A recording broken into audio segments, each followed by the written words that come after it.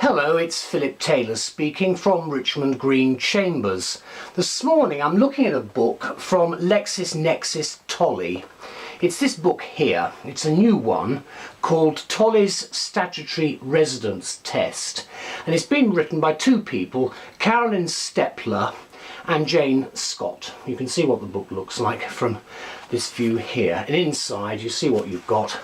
Very much standard paragraphing again, a hallmark of Tolley's and Lexis and any decent legal publisher. A good index at the back, and at the front what you do have is a note about the authors there.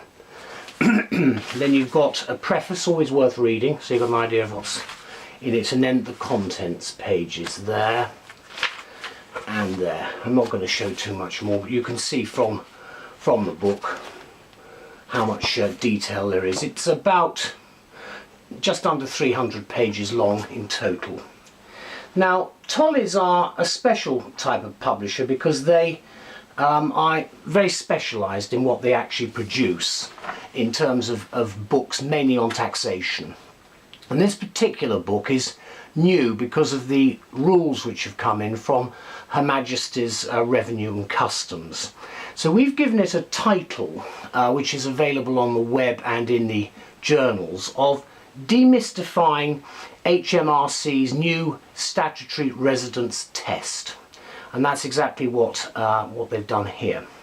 This is what we say about the book. True to the traditions of Tolley's, this latest publication from LexisNexis Tolley sets out successfully, in our view, the aim to demystify and de-complicate an otherwise complicated new regulation.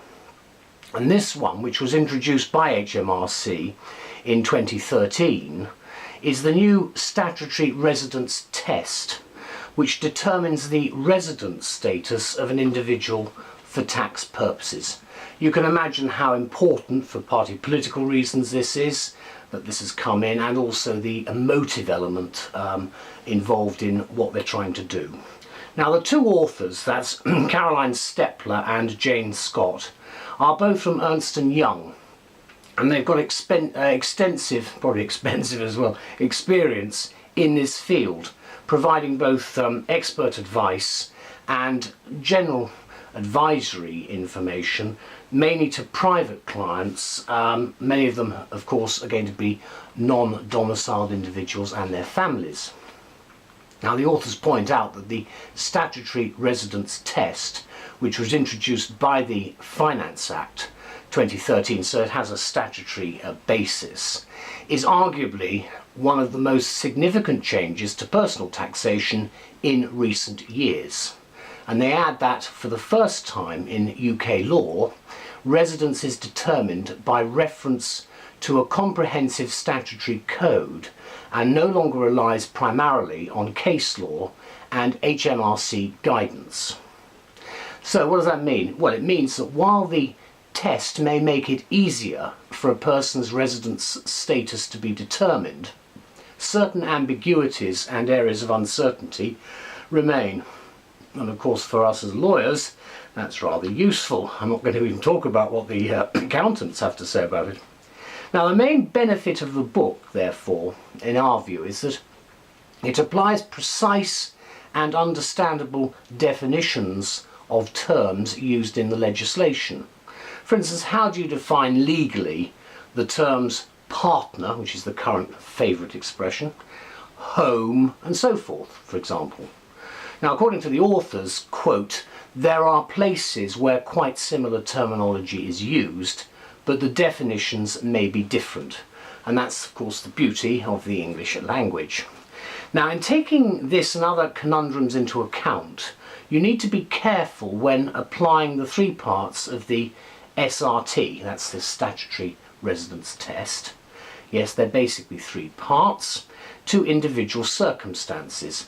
And if you're a practitioner, you need to explain the new rules to your clients, and so this up-to-date title from Tolley's is most welcome, because without doubt it's the answer to your prayers if you're having, sort of floundering around a bit trying to work out how the thing's going to work. Now, to help you navigate through the thickets of confusion which some might say bedevil the new legislation, the book begins with an introductory overview of the test, followed by an examination of the practical problems and, of course, further insights into the meaning of key terms. And there are numerous illustrative examples which show how technical principles may be applied in real circumstances. It's another example of the much more complicated and technical era that we're entering, where everything is nothing as simple as it used to be. It becomes more and more complex, especially, I have to say, in tax matters. Now, let me conclude by saying, with the numbered paragraphs that you get in the book, it's very easy to navigate over the 14 chapters, and the last one features HMRC guidance and practice, always of some great help to us, because we've got to have some idea of the thinking of the civil service. There's a table of cases, a table of statutes, and an extensive index at the back, which I showed you at the beginning.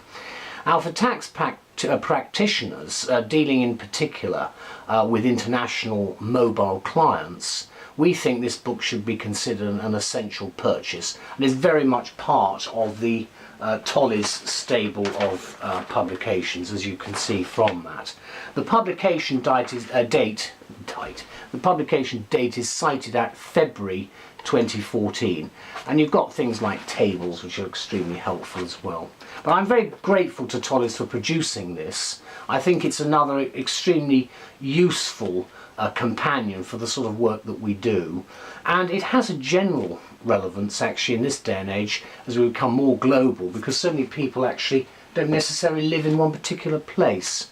And I think it's time that certainly the authorities recognise that we are a more sort of expanding and movable population. And of course that brings us to the international element of it all, but this is specific of course to what we do here in UK. So thank you to the two authors and to LexisNexis for again maintaining the highest possible standards for us as professionals in this area. Bye bye.